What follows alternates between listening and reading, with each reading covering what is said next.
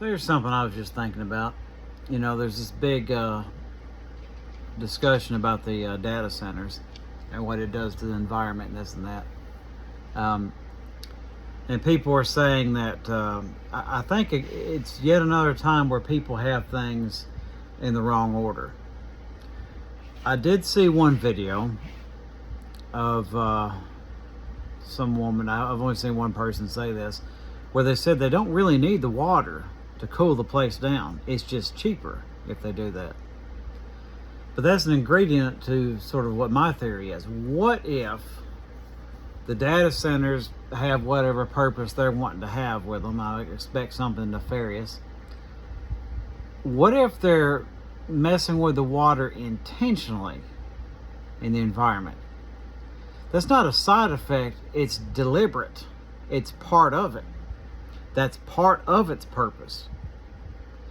I think people need to look more into that. It's not a matter of, oh, well, we need the water and these side effects happen, it disrupts this and that, and then they sort of downplay it to make you focus on that aspect of it. My belief is they're not just doing that to, like using the water because it's cheaper. I don't think that quite covers it. I mean, yeah, rich people can be tight with money too, but that doesn't quite cover it. I think it's deliberate. The effects that it's having, deliberate. And I think there's a lot of other things like that. Some things I couldn't say and put something on YouTube. But sometimes unfortunate side effects are intended.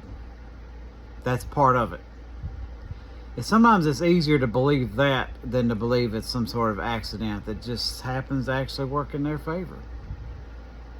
Because if you look at the situation, what the establishment wants done, they want everybody broke. They want, neither side wants anybody to be independent. You will own nothing and be happy, they say. And they get to define what happiness is. So that's just a thought I was having. I figured I'd put it on here before I forgot it again. Something to think about. The damage to the environment from the data centers might be deliberate.